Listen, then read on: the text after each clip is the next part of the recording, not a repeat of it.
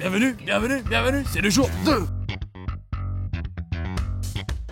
Ils me cherchent partout chez Bronard, ils savent que je fouine. Je fais les jambes.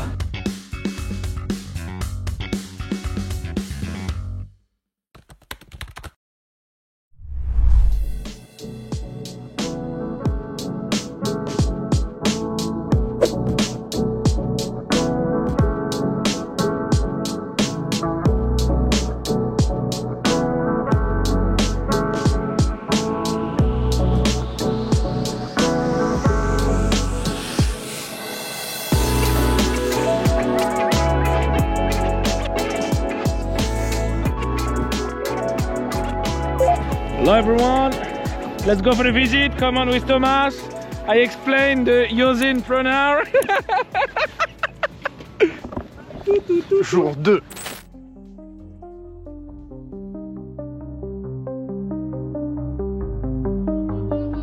Préparation pour l'assemblage des machines.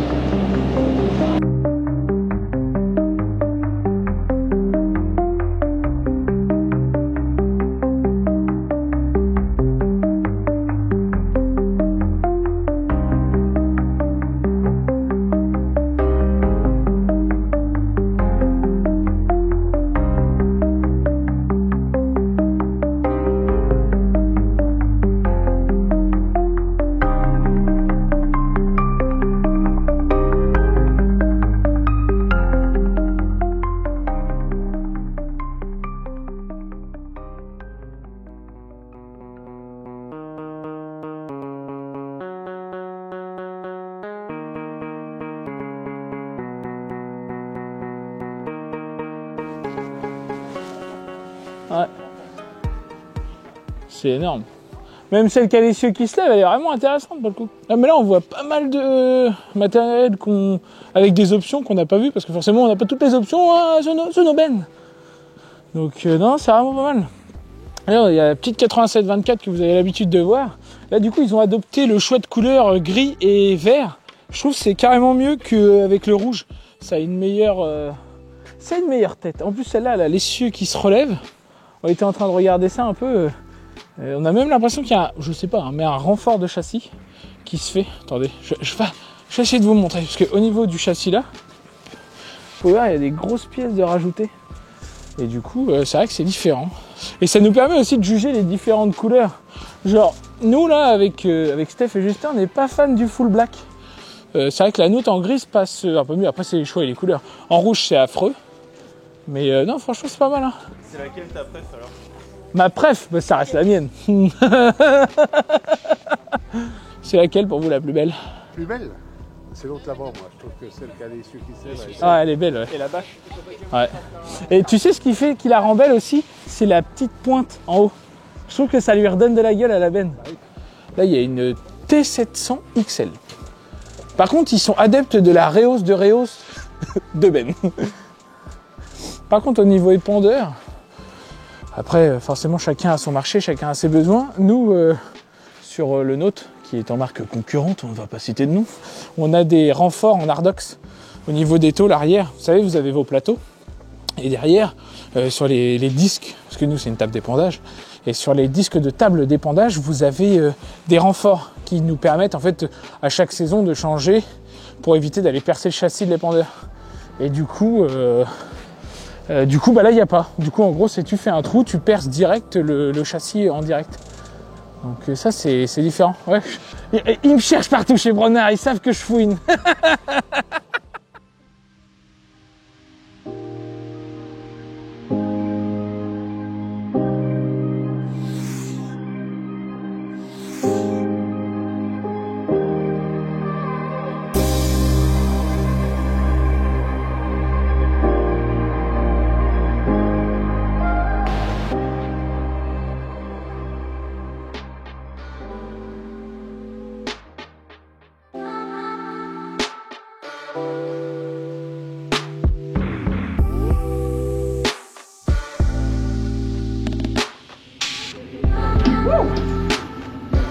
Je fais les jambes. Là, on a la chance de pouvoir voir l'intérieur du transborder. Vous pouvez voir, c'est des trappes à souris qui s'ouvrent en latéral. Là, on est au début, hein, c'est un prototype. Mais ils cherchent à améliorer leurs produits. C'est pas mal.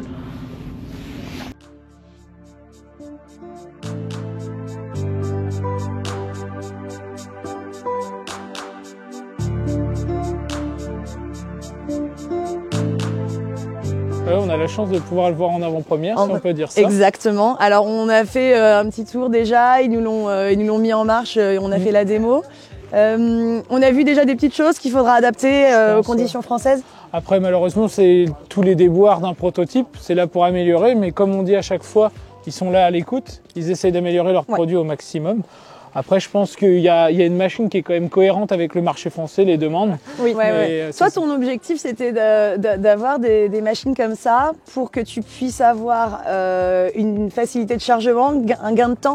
C'est quoi l'objectif? Aujourd'hui, nous, au point de vue entrepreneur, notre objectif, ça serait de pouvoir avoir des pesons connectés, comme est en train de développer Pronard pour le coup. Ouais. Et en fait, pour à la fois avoir une précision un peu au niveau des clients sur leur récolte, leur donner un peu les premières impressions, parce qu'aujourd'hui avec les machines c'est possible, mais il faut toujours un peu les régler en avance. Il y a toujours ces trucs-là sur les mois de bas de pas forcément savoir au kilo près ce que ça donne, etc. Ouais. Et nous on a pour le coup déjà testé sur nos épandeurs le système de peson et c'est vrai qu'on trouve une utilité, c'est vraiment intéressant. Et puis plus il y a de pesons, plus on est précis. Ouais. Et puis aujourd'hui ça nous permettrait aussi de respecter les charges utiles européennes de 44 tonnes pile poil, parce qu'aujourd'hui c'est pas facile avec une moissonneuse de vouloir s'arrêter au optimum. Et là du coup ça nous permettrait d'avoir des chargements toujours au max et on va dire de rentabiliser au mieux les transports, quoi, de pas avoir des transports à demi-charge, quoi. Ok, ça marche. Voilà un petit peu l'utilité pour nous qu'on en voit aujourd'hui en tant qu'entrepreneur. Ouais. Par rapport aux marques qu'on peut avoir chez des fabricants français, parce que tu as aussi pas mal de transbordeurs français qui peuvent sortir. Ouais. On a un outil qui s'en approche pour le moment, on est sur un prototype, donc c'est encore le tout début. Ouais. Le nombre de pesons est à revoir par exemple. Je pense qu'il faut gagner en nombre pour gagner en précision. Exactement, parce qu'aujourd'hui on a pu voir qu'avec 6 pesons c'est précis, mais je pense qu'il faudrait plutôt passer sur 8. Il y a énormément des concurrents qui sont déjà à 8, donc demain on sait très bien que si aujourd'hui les Français sont à 8, on augmenterait la précision. Ça arrivera au fur et à mesure. Donc, et vraiment un avantage qu'on peut trouver aujourd'hui, c'est la goulotte frontale. Parce que pour avoir testé des marques concurrentes, notamment Perrard, si on peut citer, qui est connu pour qui est très connu pour ça, ouais. On a le système de déploiement sur le côté. Et nous, on a vu la limite cet été avec l'essai, notamment avec la CR11 qui disposait d'un magnifique transborder Perrard. Et en fait, le déploiement sur le côté avec la XL, on arrive vite au bout parce qu'en fait, le transborder a tendance à s'affaisser dû à la charge de la vis sur le côté. Bon, ce qui est normal, hein, c'est de la physique. Ouais. Et là, avec une vis frontale, on peut voir que Bergmann aussi dispose de ça. Et je trouve qu'en Allemagne, ils vont chercher cette précision. Puis là, on a le report de charge qui est optimum pour moi, je pense. Qui facilite aussi. Ouais. Rappelle-nous la hauteur de la T900 XL, parce que toi, tu as cette contrainte-là. Tu as une benne qui est chaussée avec de gros pneus. Tu as des Reos. On est en 710 au niveau des pneus. Et du coup, avec la caisse totale, on est à... La caisse Reos 40 plus 10. Ouais, parce que nous, on a la totale en grande Reos. On est sur 4,15 m quand on arrive à l'optimiser au niveau de la suspension. Donc toi, tu vas attendre d'avoir une vis qui va pouvoir te permettre de charger facilement à 4,50 m à 4,50 m minimum. Ouais, pour le coup, je pense que c'est l'optimum. Et puis après, demain, pourquoi pas aussi, nous, on voit ça pour limiter les transports de grains au niveau de la semence, pouvoir le charger en semence. Après, il faudra forcément optimiser le nettoyage. Bien sûr, il y a plein de choses qui s'en suivent. Oui, c'est ça. Ouais. Mais je pense que ça peut être une amélioration. Possible. Bon, forcément, on n'est pas sur des quantités de semences aussi importantes, mais ça peut aider. Ouais. Même leur système d'ouverture de trappe de souris, etc., c'est pas mal. Oui, ils ont réfléchi quand même à essayer de faire des choses comme tous leurs outils. Hein, de toute façon, ils essayent de trouver des choses pertinentes. Là, nous, on était ici aussi pour leur donner notre retour vis-à-vis d'un utilisateur comme toi qui pourrait déjà connaître un peu. On a parlé avec les ingénieurs. La liste a été faite. La liste a été faite et ils sont à l'écoute. Et je pense qu'on va avoir un bon produit qui va sortir. On va essayer de voir s'ils arrivent à nous sortir quelque chose de bien. Donc à voir s'ils vont faire la même chose que pour les bennes. Ouais, on attend la suite. On attend la suite.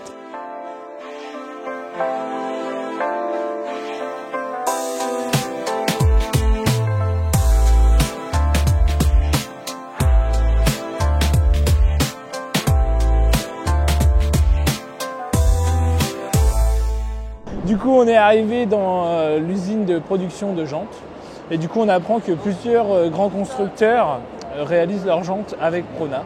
Ce qui est hyper intéressant parce que on pourrait penser que certains constructeurs qui font beaucoup de choses au niveau de leur production de tracteurs, etc., que ça soit haute technologie ou autre, en fait passent par Pronard pour avoir leurs jantes. Donc c'est plutôt intéressant de voir qu'en fait Pronard est assez complet sur beaucoup de choses.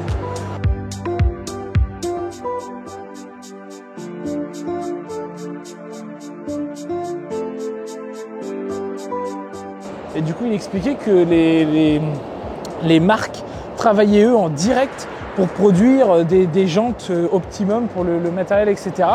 Et à chaque fois, c'est Pronard qui en réalise énormément dans des grandes marques, notamment vert et jaune. Même les jantes de notre petit Bob Leclerc, et ben les jantes de Bob Leclerc viennent d'ici. Et en fait, c'est pour savoir si vos tracteurs font partie des jantes Pronard, vous avez juste à regarder dedans et en fait c'est gravé. Et en fait, moi c'est ça qui me plaît chez Pronard, c'est que toute la production est maîtrisée par eux. Et pour le coup, il y a des personnes au sein de Pronard, de l'équipe commerciale, qui parlent super bien français pour nous expliquer vraiment ce qui se fait.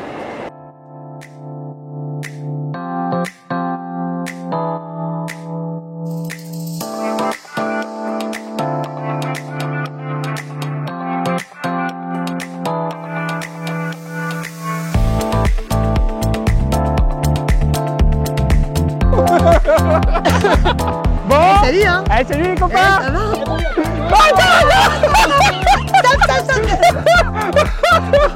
Oh, je suis mort. Wow, salut.